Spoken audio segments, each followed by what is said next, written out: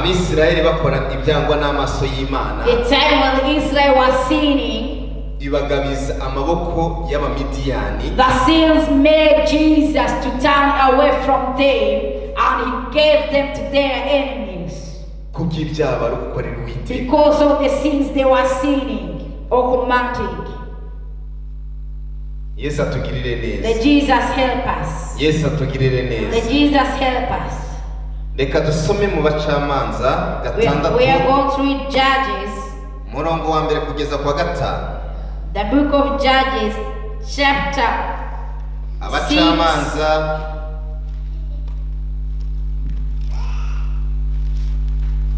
Abacamanza gatandatu Judges chapter 6, umurongo wa mbere kugeza kwa gatanu. verse 1 to verse 5. Haratubwira ngo Abisiraheli bakora ibyangwa n'Uwiteka, Uwiteka abahana mu maboko y'Abamidiyani imyaka 7. It says, when Israel was sinning, Jesus gave them to their enemies for 7 years. Uyu niwo mutwe w'amagambo tugiye kuganira. This is the heading of the word we are going to share. Ndifuza muri kano kanya Now I want this moment ahantu hariho Abisiraheli where the place where there is Israel, washyira izina ryawe deposit your name there, cyangwa se washyira ati abantu b'iki gihe cyangwa se b'iki gihe cya none, you know, the generation yacu. or you can write there the name for the people today, the name for the people for this generation. Wadusomera mu Bacamanza gatandatu We are going to read Judges chapter 6. umurongo wa mbere kugeza kwa gatanu, ariko duhere ku murongo wa mbere wonyine gusa. I'm going to read Judges chapter 6 verse 1. And the children of Israel did evil in the sight of the Lord, and the Lord delivered them into the hand of Midian for 7 years. Yesu atugirire Let neza. Jesus bless us. Yesu adufashe. Let Jesus help us. Reka mbabwire bwoko bw'Imana, Let me tell you, children of the Lord, icyaha bikururiye the sin you caused by yourself, cyangwa se ikibazo wikururiye, or the problem you caused by yourself. umwe niwe uvuga ati ngo kimugeza ku ivoma. Somebody normally said it make him to reach to the source of water. Icyaha wikururiye The sin you caused by yourself, kiranaryana, it pain kikanakubabaza, and it hurt you, ndetse byaba na ngombwa ukanagipfiramo. and sometimes if it is necessary you end up dying in it. Ariko icyaha utikururiye But the sin which you haven't caused by nacyo yourself, kirababaza, it also pains, kikaryana, it also hurts, ariko nyuma yaho kizana ibyiza. but at the end it may cause good things.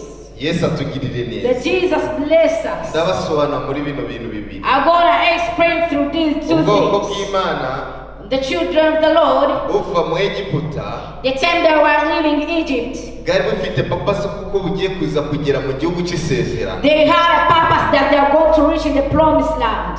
Babonye Imana mu maso hayo, They saw the Lord through their naked eyes. babonye imbaraga zayo nk'uko zingana, They saw how His powerful was.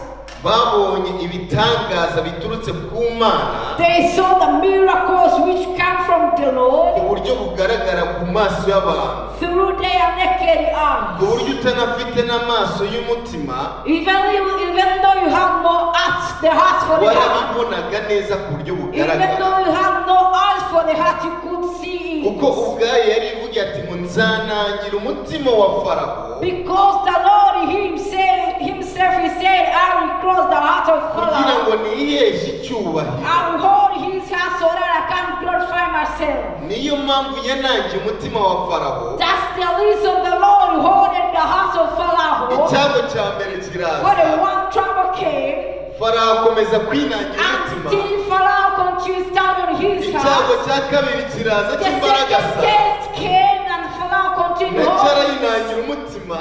still he continued holding him Ndetse nazo ziraza ngo ntabwo twatanzwe, and still the third test came and he still started in his akomeza heart. kunangira umutima.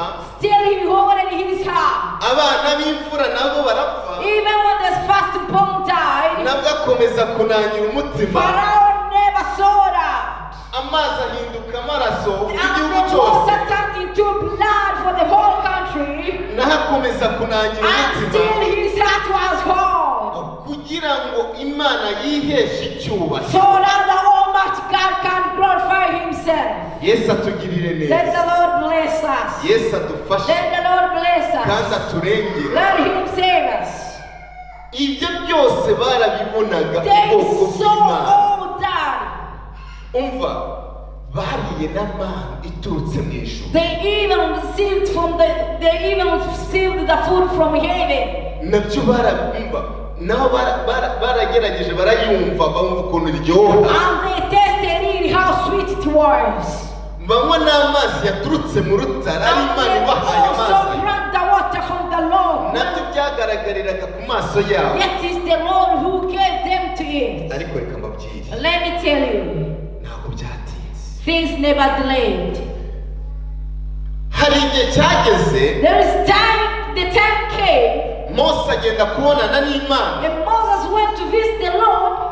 Ijambo ry'Imana riratubwira ngo yamaze iminsi myinshi, almost imyaka iminsi 40. The word of the Lord tells us Moses spent time like 40 days there. Ubwoko bw'Imana buravuga ati ahari se Mose yarapfuye. And then the children of the Lord began thinking that Moses was dead. Reka Moses dushake died. Imana izindi, Imana yacu nanone turebe twiremere Imana yacu. After that, they decided to search their own God or to create their own God. Kuko ya Mana ya Mose yamwishe. Because the Lord of Moses has killed him. Yesu atugirire neza, Let the Lord bless us. Yesu adufashe. Let the Lord help us. Biremeye Imana, They created the Lord, all the small gods. bamaze kwiremera Imana, After creating their small gods, iminsi 40 yari igeze, Mose avuyeyo yari ari kureba Imana, for the 40 days passed and Moses came back to asanga where bari he was. kuramya ikigirwamana. He came and found that they are worshiping the idols. Biramubabaza. And he pained him. Burya reka mbabwire, Let me tell you, ikintu gishobora kubabaza umukozi w'Imana, the thing which can hurt the servant of the Lord, burya ku Mana biba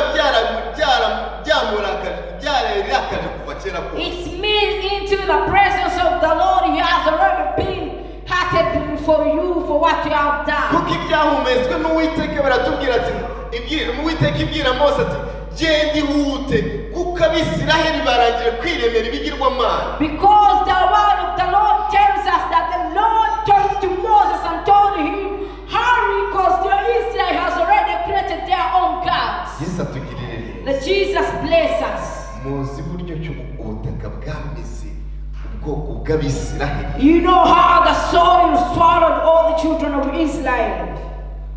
Abo bari bigometse kuri Mose. Those all who were against Moses.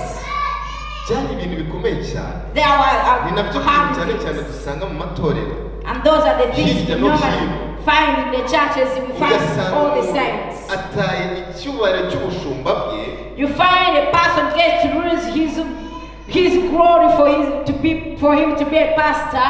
ataye icyubahiro cyo kuragira inama z'Imana, You find a person who lose the honor for leading the ships of the Lord. atangiye kwiremera ibigirwamana muri we. Now he began creating small gods Ibigirwamana byo within him. kwibonabona, The small gods of just ibigirwamana byo personality. kwishyira hejuru. The small gods of just knowing himself than others. Bibiliya iratubwira ngo The Bible says to us, bageze igihe avuga ati Mose turarambiwe. time reached and I told Moses, you know what? We are now tired. Turarambiwe, natwe turishoboye. We are tired and we can't everything by our Natwe own. turishoboye. We can't everything by our own. Mose yababwiye ikintu kimwe gusa. Moses told them one thing. Umva reka mbabwire aho biryohera. Let me tell you what the thing Mose is. yababwiye ikintu kimwe He gusa. told them one thing. Arababwira ati muhitemo. He said to them, choose. Abashaka akaba agenda abifuza kunkurikira begere banyegere. Those who wish to follow me, let them come near me. N'abashaka na bariya kugira ngo babe abaforowazi babo nabo babegere. And those who want to be Hanyuma turebe against icyo me, Imana let them be irakora. the other side. And let us see what the Turebe Lord Imana will do. nyakuri. Let us see the Turebe Almighty Imana God. nyambaraga. Let us see the Tubone God who Imana is ishobora power. byose. Let us see the God who can everything. Umva, Listen. uzahitemo neza. Choose well. Uzahitemo neza mu buzima. Choose well to your life. Uhitemo Imana nyamana. Choose the Almighty God. Yamana ishobora The byose. one who can everything. Yamana yumva. The God who listens. Yamana ikora. The God who Yamana acts. ireba. The God who Ariyo rules. uzaza uhitamo. Choose the one. Ni gute ushobora kureba umva uguhitamo Imana itabona? How can you choose the God who cannot see? Ni gute ushobora kureba kwambaza Imana baterura bagaheka? How can you choose the God which they bury up and Ni gute ushobora gusenga ikigirwamana baterura bagashyira hirya no hino bakagishyira mu mfuruka cyangwa bakagishyira hirya no hino? Ni gute ushobora kukirema? how can you choose the Lord which you're gonna end up lifting down, putting the side in the corners, whatever? Yesu atugirire Let neza. Jesus help us. Yesu adufashe. Let Jesus help us. Umva, Listen. abagiye ku mwanya w'abo bantu, Those who wait on the side of those people who want to lead themselves. kuko Bibiliya yatubwiye ngo nabo bari bakomeye, kuko burya hari ukuntu wishyiriraho abantu nabo bakabyira ibibazo kuri wewe. The Bible tells us that those people are also strong. Ugahereza umuntu tayito y'ikintu runaka uvuga ati ndifuza ko wakora kino kintu. Because sometimes you can end up giving a place to a person and the person can become great. Umva, agatangira neza. He begin well. Agatangira neza kandi ukabibona ni neza cyane rwose. He begin well and you see everything is going utangiye okay. ukavuga ati ngo uyu ni umukozi mwiza koko. And you end up saying this is God's a good servant of Imana God. yampaye umukozi mwiza. And you end up saying, God, you have given me a good servant now. Nawe rero byatangira kumugera ku matwi akavuga ati ijambo ry'Imana ndarizi. And after the person have listened that Inzu all the people kuvuga. are praising him and Inzi end up uko saying, rigenda. he says, I know the word of the Lord. I Kandi know what it byigisha is. bagafashwa. And you preach, people get to enjoy. Bakagenda They bishimye. even go when they're happy. Nawe ugatangira kuzamura ibitugu. Then you begin to become confirmating. Icyo gihe ubushobora bwibagiwe. Then you are forgetting what the Lord needs from you. Icyo gihe ntabwo uzi icyo ukwiriye gukora. Then you don't know what you need to do. Reka mbabwire. Let me tell you. Ijambo ubushumba. They want to be a shepherd. Ubushumba ni ikintu kigayitse cyane. Being a shepherd is something which is not really good. Ni n'ijambo rigayitse cyane. It is also a bad word. Reka ndisesengure mu ryumba. Let me explain it well so that we can listen. Mu buzima busanzwe, In normal life, icyo bita umushumba to be a ni shepherd, wa wundi wo gukukama se, you are the one who cleans. ni wa wundi wo kugira inka akazikuraho ibirondwe, You are the one who drills from the cows and sheep and goats. ni wa wundi ugenda kuzivomera amazi You are the one who go and brings water for kugira ngo them zibashe buryo kizanywa, so that they can also drink. akazigenda kuzishakira ubwatsi He also go and gets grasses for them, for the kugira ngo animals, zibashe buryo kizarya. so that they can eat. Yesu atugirire Let neza. Jesus help us. Umva, zaba zinarwaye Even when they are sick, akazishakira veterineri kugira ngo azikize. that person gets room for veterinary to treat the animals. Ako niko kamaro k'umushumba. That's the source, that's the importance of being a shepherd. Yesu atugirire neza. That Jesus bless us. Ahubwo bwoko bw'Imana bwo Mose yari yaritoranyirije, Those children of the Lord which Moses had chosen, bumaze kumwigomekaho cyane, after they turned against him, burya ngo nta murozi utagira inshuti That there is no witchcraft who don't have friends. kandi nta n'umuntu ushobora kutagira inshuti mu buzima. There's nobody who will not have any friend in the life. Bibiliya tubwira ati bagiye ari benshi. The word of the Lord told us that they went when there were many. Bagenda kunoza ku mwanya wabo. They went to that side. Bandi b'Isirayeli bagenda ku ruhande rwa Mose. And some of the Israel went to the side of Moses. Ako kanya biratubwira ngo immediately the word of the Lord told us. Itaka ryarisamuye gatoya gusa. The word of the Lord tells us the soil was open. Irangije ribamirira icyarimwe bose. And everyone went in the soil immediately. And then the Lord closed the soil. Yes, atugirire neza. Let Jesus help us. Imana yacu irafuha. Our Lord is for jealous. Ifuhira icyubahiro cyayo. And He is jealous for His own glory. Imana yacu irakora. Our Lord works kugira ngo yiheshe nayo icyubahiro. So that He can glorify Himself. Yes, atugirire neza. Let Jesus help us. Umunsi umwe Yesu yari ari kugenda. One time Jesus was moving. Ahura n'impumyi. And he met a blind man. Yaribwiye ijambo ryiza cyane nakunze. He told him one word which is good. Abwira impumyi aravuga ati ndeba mu maso. Jesus told the blind to look into his eyes. Ndeba mu maso. Look me into my eyes. Biragaragara ko yari ari kureba hirya no hino aravuga ati ndeba mu maso. Maybe the blind was looking all the sides and Jesus told him to look at him. Gusa nga akireba mu maso y'Uwiteka Yesu Kristo. Immediately when the blind looked into Jesus' eyes, iyo mpumyi ako kanya birahumuza. His eyes were opened left. Icyo nicyo Uwiteka Imana yacu ishakaho. That's what the Lord needs from you. Nawe yirebe mu maso. Look into his eyes. Benshi bajarajije amaso hirya no hino. Men are just looking all the sides. Benshi bari kureba ibiteye ubwoba, bari kureba hirya no hino, ntabwo bari gushaka Imana. They are looking all the sides and are not searching for the Lord. Reba mu maso y'Imana. Look the eyes for Jesus. Ibindi byose irabikora. In turn, He's gonna do everything. Yesu atugirire neza. Let Jesus bless us. Yesu adufashe. Let Jesus help us. Kandi aturengere. Let Jesus help us. Ibyo ni bya bindi mubwira ati ibibazo ushobora kwikurira bishobora kugusiga ahabi cyane hagaragara. That's the word I tell you. The problem you cause by yourself, they end up leaving you to another place.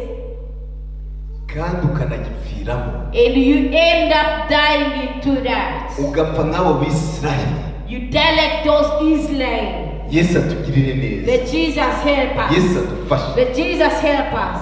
Ariko ikibazo utikururiye. But the problem which you have not caused by yourself. kiba gihetse ibyiza gusa. Sometimes the problem is just carrying the blessings. Ntuzatinye.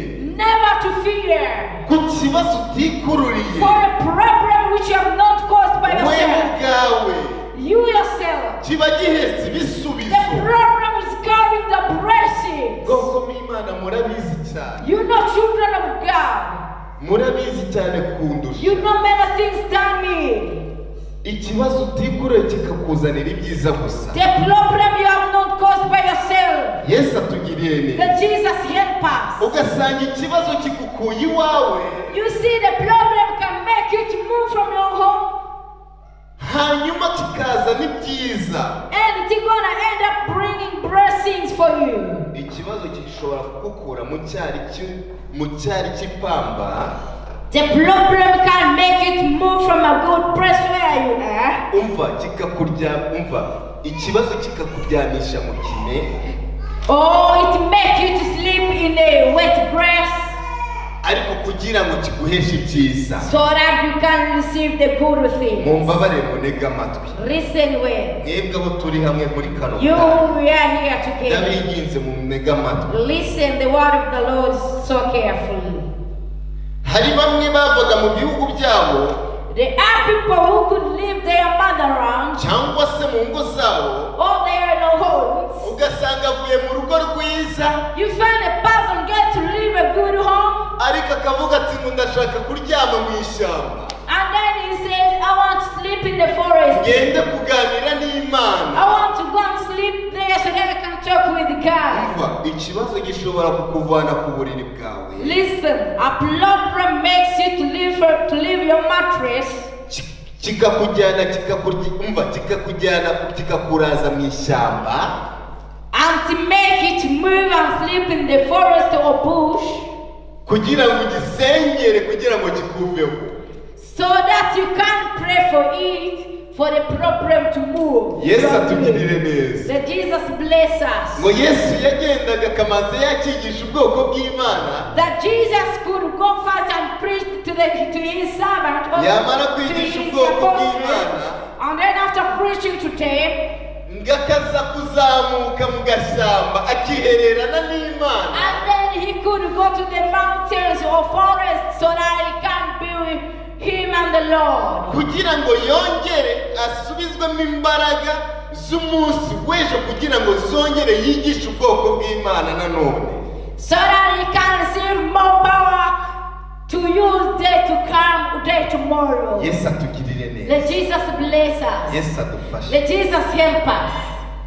Izo ni ingero zimwe na zimwe. Those are some of the examples I'm giving to you. Izo ni ingero zimwe na zimwe. Those are the some of the examples. Ugasanga umuntu avuye mu gihugu cy'iwabo A person end up leaving his akavuga country, ati hari umusozi numvise and he said, there is a mountain I had mu gihugu cy'ahandi, in another country. reka nanjye ngende nigerereyo, Let me go there and see also by myself. reka nanjye ngende masenge, Let me go to pray to that place. ndebe neza nimba kino kibazo gishobora Let kumvaho. me go and see if this problem can end up leaving me. Hari igihe ikibazo gishobora kukugeraho Sometimes a problem can attack you kugira ngo wegere Imana nanone. so that you can come closer to the Lord. Yesu atugirire Let neza. Jesus bless Imana us. ikagukubita umutego Jesus just kick you kugira ngo wongere uyegere. so that you can come near him. Reka mbahereze urugero. Let me give you an example. Dusome ijambo ry'Imana. We read the word of the Lord. Dukomeze ku murongo Abacamanza 6 umurongo wa 7. We read Judges chapter 6. Abacamanza 6 umurongo wa 6 kugeza kwa 7. Judges chapter 6 verse 7.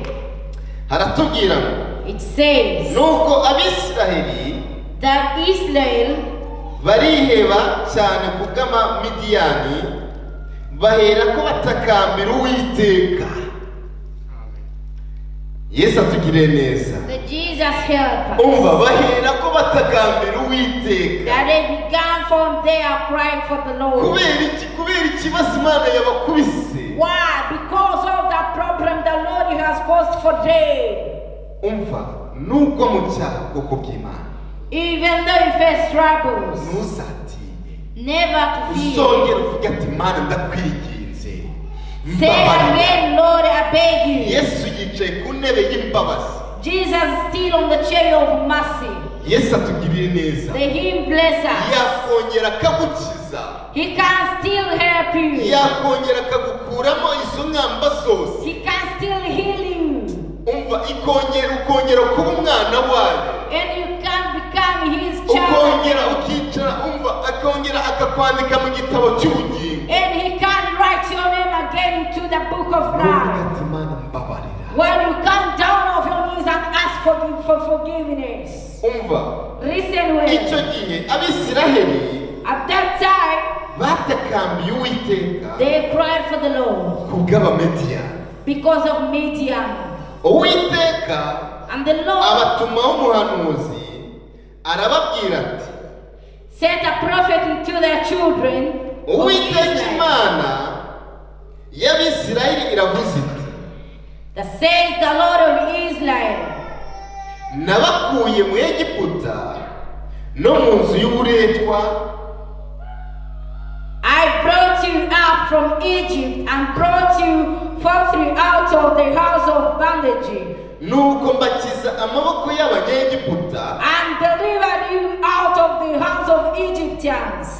n'amaboko y'abarenganyaga bose, and out of the hands of who were against you, mbirukana imbere yanyu, and drove them out from your presence, mbaha or before igihugu you, cyanyu.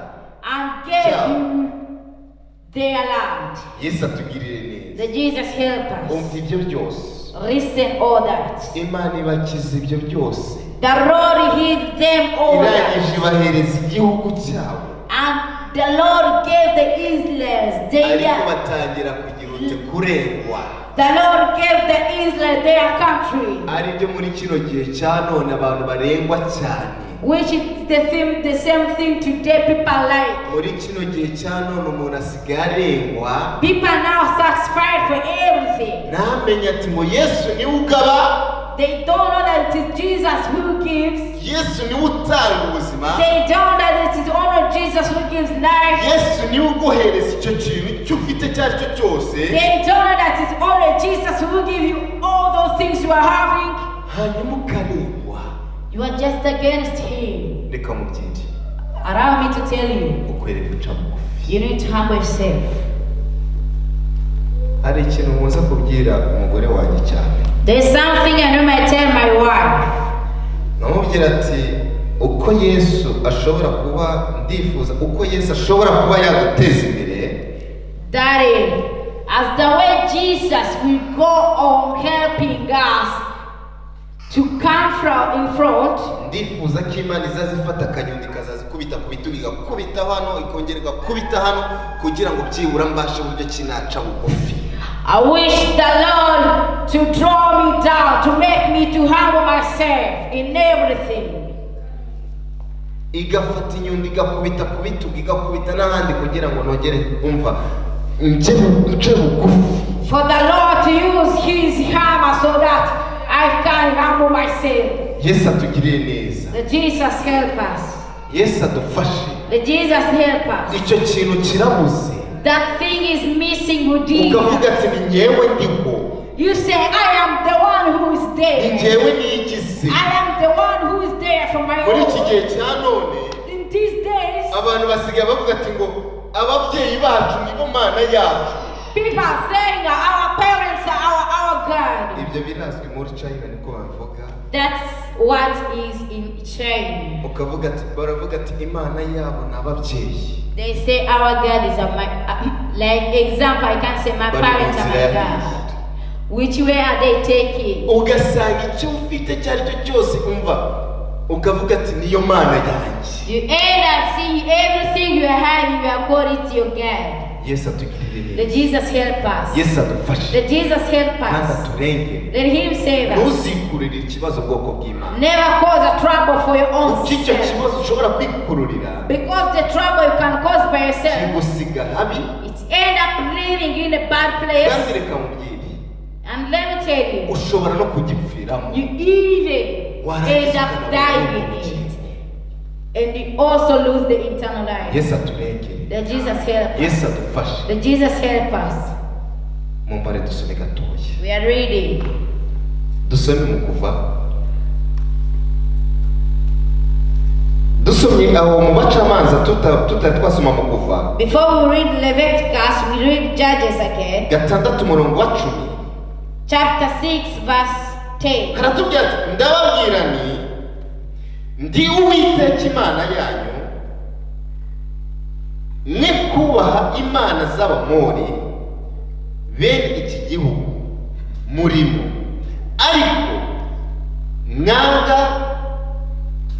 ariko mwanga kunyumvira, ariko mwanga kunyumvira. Reka nongere nsubiremo, Let me repeat. ndababwira ndi Uwiteka Imana yanyu, mwe kubaha imana z'Abamori bene iki gihugu murimo, ariko mwanga kunyumvira.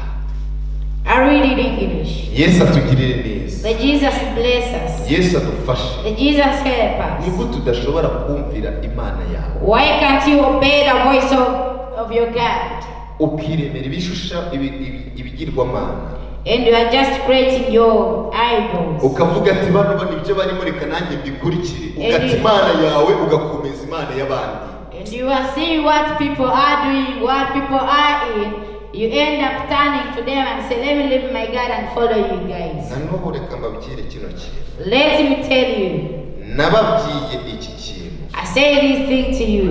Ibuka ko nakibwiye tukiri muri Uganda. And I remember I told you when the time we were still in Uganda. Ndababwira ati igihugu tugiyemo. I say the country we are going in. Kizaryohera uwubaha Imana. The country, those who will obey the Lord, they are the ones who are going to enjoy it. Kizamubera amata n'ubuki. It will be a hand and milk. Ariko kizabihira. But it will be so bad Uzava mu masezerano. to those who will leave the promises.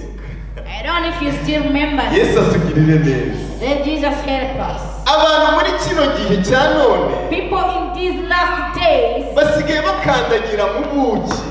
they are just stepping into the honey.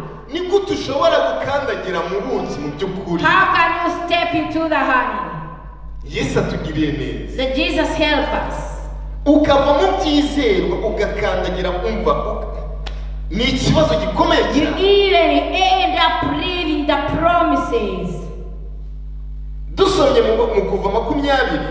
When we read, umurongo wa 3 kugeza ku 8. we're gonna read Exodus Umva ukuntu chapter 3, verse 8. iby'Imana itubuza muri kano kanya. What the things is denying us to Muri command kino gihe cya none. these last days. 3 umurongo wa 20 aratubwira ngo kuva 20 guhera ku murongo wa 3 kugeza We ku read 8. Exodus 20, chapter 20, verse 3. Ntukagire izindi mana mu maso hawe. Ntukagire izindi mana mu maso yanjye. Never have some gods into my presence. Yesu atugiriye neza. Let Jesus help us. Ntukagire izindi mana You shall have no other gods mu maso yanjye. before me. Ntukiremere ibishushanyo You shall not make yourself kibazwe cyangwa igisa n'ishusho yose iri hejuru mu ijuru cyangwa hasi y'ubutaka cyangwa mu mazi yo hepfo y'ubutaka. You shall not make any yourself your graven image or your likeness of anything that is in heaven above or that is in the earth, Ari byo byose turi kubona muri iyi si ya none. which is the thing we are seeing right now. Abantu bakiremera ibigirwamana. People are just creating their own images. Ugasanga bateretse ikigirwamana kitunura ukuntu. You find they have created small god idol without a face. Rukanganye ku buryo wanarubona ugatitira ukagira The ubwoba. idols are just ugly. Bakavuga ati ngo nicyo kigirwamana. You even see them and you run away, and some of them are calling them their gods. Ugasanga abantu bareba ikiyoka ukuntu uruntu rumeze. You find a person creating a snake. Bararudekoye neza rugaragara neza. A snake on the body, and they have decorated it so well. Bakavuga ati ngo nicyo niyo mana yacu. And they say that this is our God. Ni gute ushobora kuvuga muri ubwo buryo ukacyambaza muri ubwo buryo?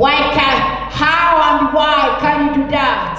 Yesu atugiriye Let neza. Jesus help us. Turacyakomeza We are hasi. still reading. Ngo ntukabyikubite imbere, ntukabikorere, kuko Uwiteka Imana yawe ndi Imana ifuha. That you shall not bow down yourself to them, nor serve them, for I, the Lord your God, am a jealous God. Ntukabikorere, Never serve them, ntukabikubite imbere, never bow yourself down for them, kuko ndi Imana ifuha. because I, the Lord, am the God of jealous. Ari handi nababwiye ati ishobora kugufuhira. The time I told you that your God is jealous one. Imana nigufuhira ushobora guhura n'ibibazo. Even when the Lord has now jealous to you, you end up meet troubles. Uretse ko igufuhira kugira ngo ubone ubugingo. But he become jealous to you so that you can get eternal eternal life. Yesu atugirire Let neza, Jesus help us. Yesu adufashe. Let Jesus help us. Umunsi umwe Imana iza kuntuma abantu. One time God sent his people to me, Irangije inuma w'umuntu wa mbere ndavuga ati ibi ni iby'abarokore. and when he sent that person to me, I said, that's the thing for the Christian. Uwa kabiri irangije arambwira ati inuma w'uwa kabiri neza amagambo y'uwa mbere yakubita mu wa kabiri, naraza aravuga ati Imana yamubwiye inoze, ariko umurimo w'Imana waba warawusigiye nde? The same words for the first person told me became also the second person to tell me the same words. And then he asked me, but whom did you left the work of the Lord with? Icyo gihe nari ndi muri business zanjye ku buryo amafaranga namvaga yaryoheye cyane. And that time I was in my business and I enjoyed my money. Ndangije ndavuga ati ibi ni iby'abarokore. And I said, those are the things for the Christian. Irangije uwa kabiri nanone arabona araza. And then the second person came. Onyamara ndi kubona ku mutwe wawe harimo hari ugukorera Imana, kandi birashoboka ko ukorera Imana. Ndi kubona ku mutwe wawe hari umurimo wikoreye cyane. And he told me, I see on top of your head there is a work of the Lord, but it may be you serve the Lord. Ariko si uwo murimo w'Imana wawusigiye nde? But whom did you leave the work of the Lord with? Burya umupfapfa cyangwa se igipfamatwi, The foolish person they never hear. keretse Imana igikubise, Not even to listen unless the Lord hears them. ikagikubita ku bitugu, aho niho abasha kumva. Unless the Lord end up hitting the shoulders for the foolish ones. Ndangije ndavuga ati nanone ni iby'abarokore. And then I also told the second person, those are the things for the Uwa Christian. gatatu nawe araza. When the third person came, Kandi ibyo byose byabaga mu gihe bitandukanye, iminsi itandukanye, biranashoboka n'ibyumweru bitandukanye. and all those things could happen different days, different time, seasons, and different weeks. Ijambo ry'Imana riza ryitonze kandi ku murongo, ku munota, kandi reka babwire ku gihe. The word of the Lord comes slow, on its time, on its minute, and it comes powerfully. Ndibuka abo bose twahuraga, I remember all those people I met. noje niyicariye hamwe, I was just sitting nta kineganya rwose, without any stress. kandi mu nzira ariko niturije. In the way, but I'm in peace. Yesu atugirire neza. So Jesus help us. Uwa gatatu yaje arankangawe. The third person came and N'uburakari bwinshi cyane. scared me. He was so angry to me. Nta no kunsuhuza, Not even to greet me. nta no kumbwira byose. Not even to tell me anything. Yambwiye ijambo rimwe gusa. He told me one word.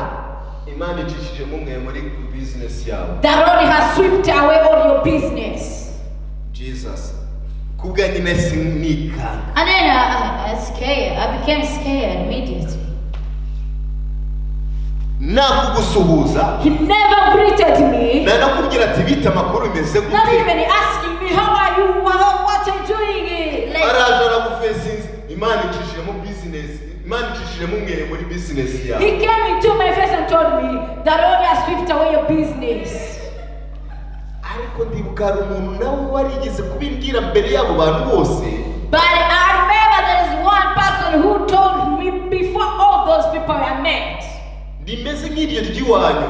The word was similar to the last person's word. Umutima ndavuga se birava he biraturuka he. And into my heart I said, Ko nifite amafaranga yanjye mu mufuka. where we all that comes from. I have my money in my pocket. mu buhe buryo biturutse biva he. How can the Lord sweep away my business? I have my money in my pocket. I have everything with me. Reka mbabwire. Let me tell you this. Umweyo w'Imana narawubonye. I saw the broom of the Lord.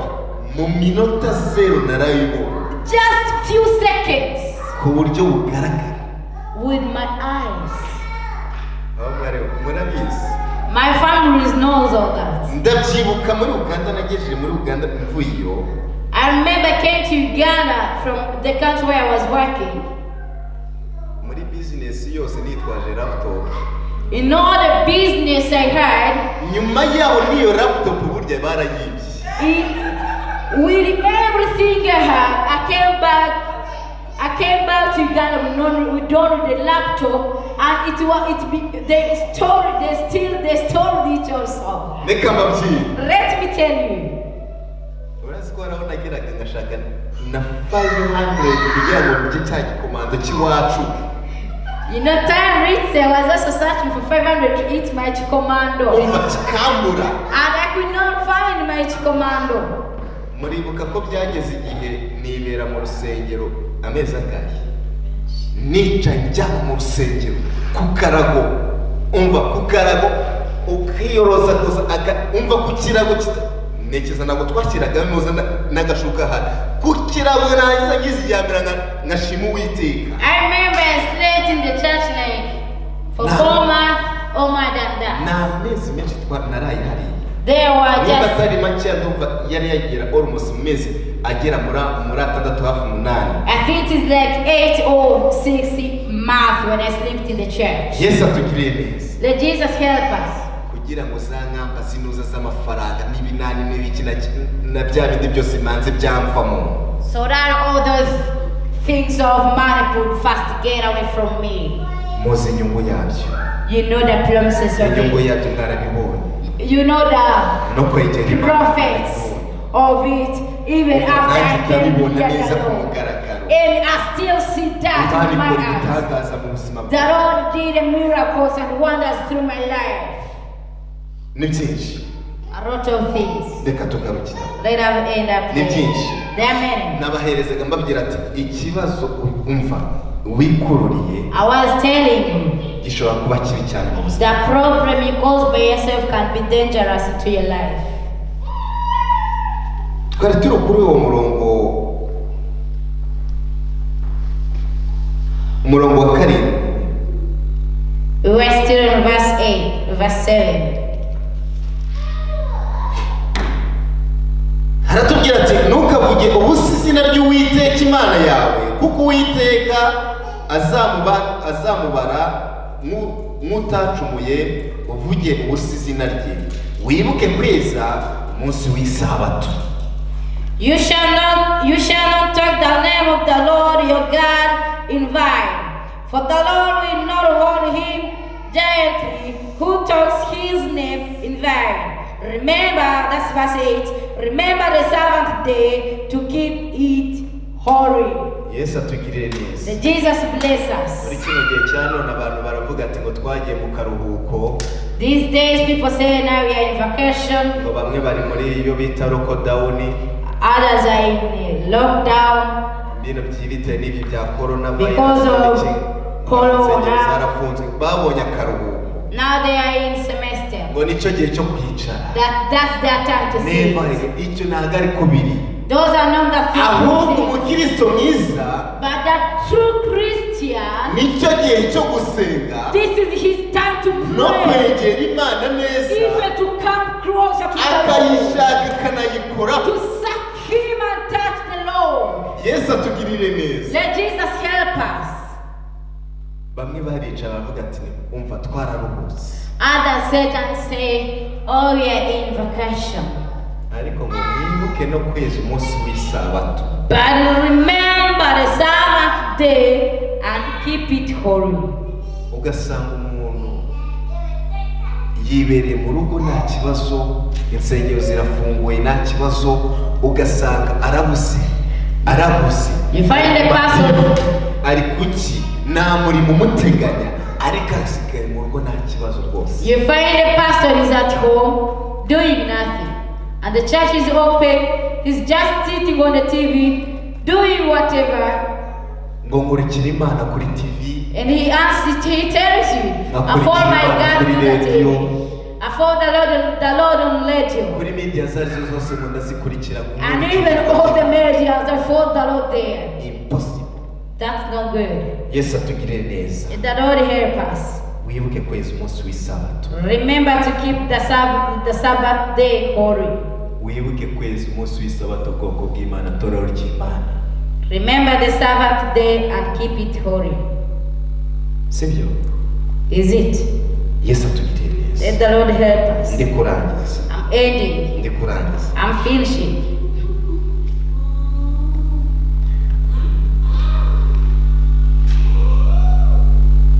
Ukomeze kureba mu maso y'Imana. Continue facing the face of the Lord. Kugira ngo Imana itakugabiza imiti yawe. So that He can be with you, help you. Wibuke kweza umunsi w'isabato. Remember to keep the Sabbath day holy. Confess your sins. Wegera Imana neza. Come closer to the Lord. Wishakishe imbaraga zawe zose. Search the Lord with all your power. N'ubwenge bwawe bwose. Your understanding. Kugira ngo urusheho kuyegera. So that you can come closer to Him. Ndarangije. I'm finishing. Reka duhaguruke. Let us raise up and Reka duhaguruke. pray. Let us pray.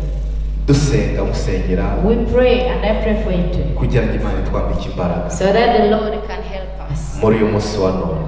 In this day. Yesu abamere umugisha. May Jesus help you.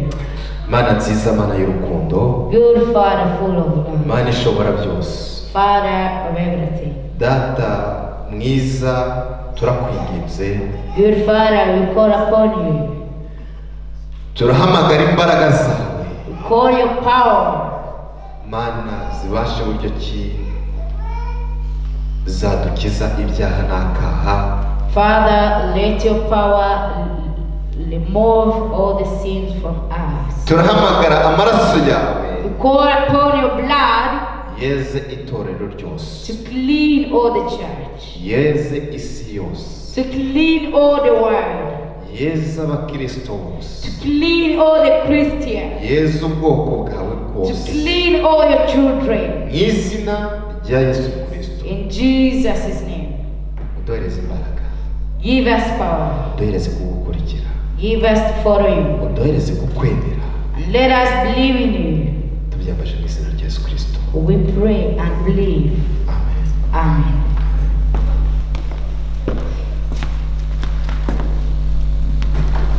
Yesu ashimwe. Praise Jesus. Bwana asifiwe. Praise Jesus. Umuvugabutumwa wacu uyu munsi agize neza We thank the preacher for today. kandi mwagize neza kwihangana abarahangana bari kuri Facebook live. And you did well to listen the word of the Lord. Turagira ngo abaririmbyi baririmbe indirimbo imwe isigaye. We're gonna call the singers to come and sing one song which is remaining. Yesu abamugisha. And let the Lord bless them.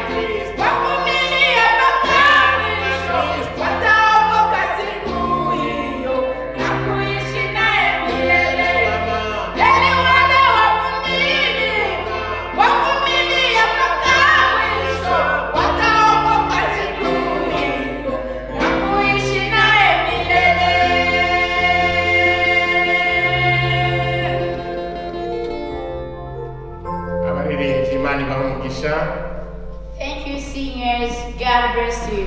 kandi Imana ikomeze ibagirire neza. Let the Lord continue doing well. He is up to. Turarangije inyigisho zacu z'uyu munsi wa none. Conclude our education for today, preaching for today.